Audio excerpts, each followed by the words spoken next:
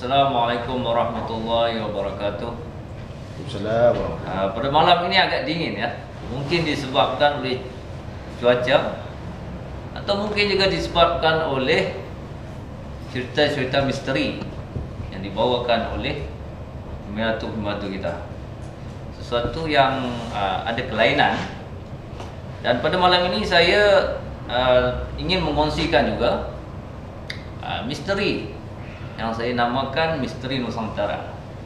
Misteri Nusantara ini adalah suatu misteri ataupun kepercayaan terutamanya di kalangan masyarakat Melayu, dan ada juga di kalangan masyarakat-masyarakat lain, tapi selalunya lebih diperkatakan kalau kita tengokkan dalam filem dan sebagainya, memang masyarakat Melayu banyak mengetengahkan cerita-cerita ini. Kita tidak pasti segi latar belakangnya dan sebagainya. Apa yang saya ingin kongsikan di sini adalah satu kepercayaan kita kepada makhluk yang kita tidak dapat melihat secara fizikal, ataupun dalam keadaan biasa kita tidak dapat nampak, tetapi dalam keadaan tertentu seperti mana Cik Nazar atau Haji tadi, mungkin dia menjelmakan diri dia, kita boleh nampak dalam bentuk-bentuk tertentu. Pengalaman saya sendiri adalah apabila saya pernah menjalankan, saya bertugas sebagai pegawai sumber manusia pada ketika itu dan menjalankan latihan, dan saya terlibat dalam membawa satu kumpulan ke Gunung Ledang. Ada sebuah tempat peranginan ataupun yang izin resort di sana yang kita lakukan ataupun kita laksanakan aktiviti di sana, aktiviti berbentuk team building. Seperti mana biasa apabila kita menjalankan aktiviti team building ini, kita akan melibatkan aktiviti di luar kelas dan sebagainya. Dan pada ketika itu kita telah membahagikan kumpulan peserta ini kepada beberapa kumpulan, dan peserta ini pada ketika itu sudah petang, sudah hampir maghrib, dan pada ketika itu mata ditutup sekitar pukul 6 lebih.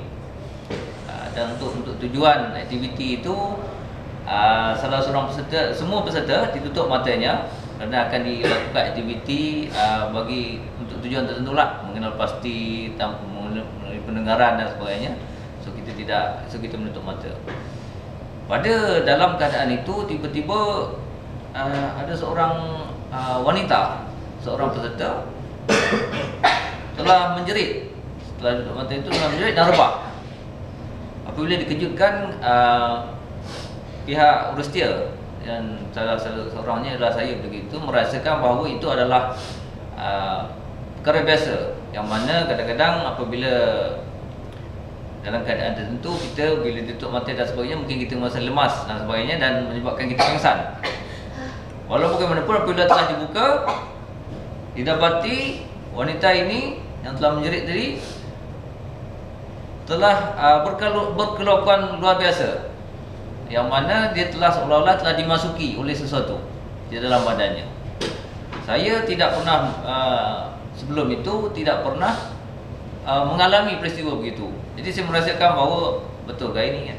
Jadi pada ketika itu adalah pengalaman pertama saya yang mana kemudiannya dipanggil bomoh di kawasan berkenaan yang telah mengacara upacara dan sebagainya.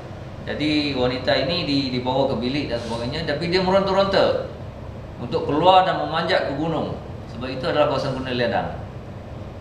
Untuk lari ke hutan.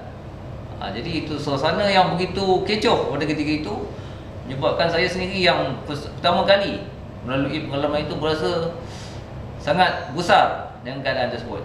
Jadi pada ketika itu bila dimaklumkan kepada peserta-peserta bahawa perkara ini biasa sebenarnya di tempat-tempat tertentu, memang ada gangguan-gangguan begini, yang mana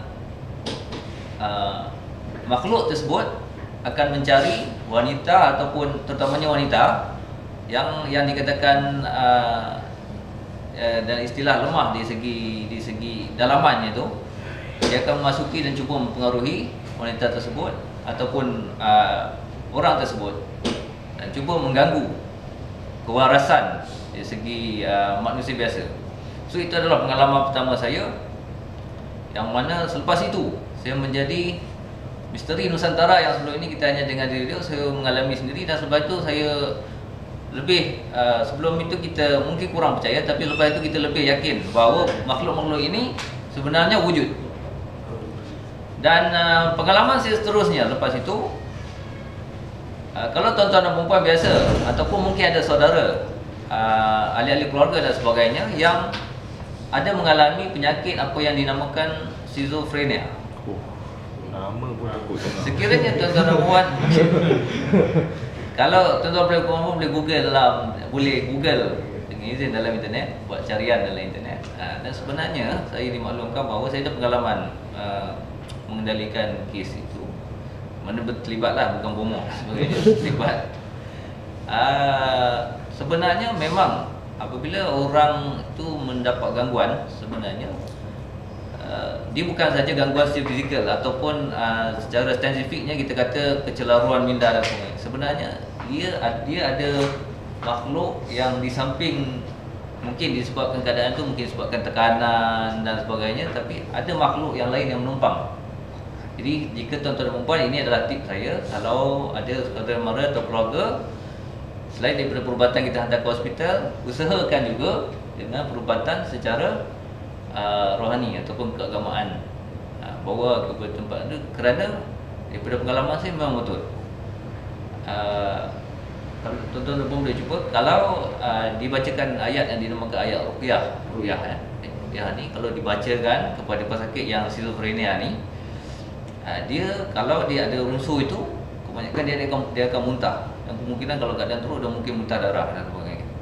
Itu menunjukkan bahawa selain gangguan itu bukan gangguan fizikal semata-mata disebabkan tekanan dan sebagainya, dia sebenarnya ada elemen lain.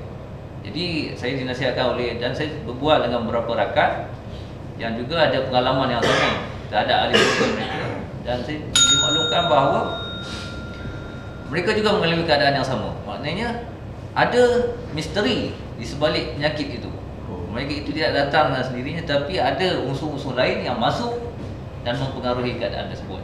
Jadi tips saya untuk malam ni yang ingin saya kongsikan untuk tuan-tuan dan puan-puan, jika ada saudara mara yang tu, usahakan juga, walaupun mungkin kita kurang percaya, kita lebih percaya doktor dan sebagainya, tapi ada bawa kepada perubatan-perubatan Islam yang kita percaya, seperti Darul Syifa dan sebagainya. Jangan kita bawa kepada dukun ataupun bomoh yang mungkin lebih hebat apa jin yang ada pada dia tu kan. Nanti bertambah teruk pula kan. Jadi itu saja perkongsian saya pada malam ni. Saya sudahi dengan jangan biarkan hidup anda diselubungi misteri.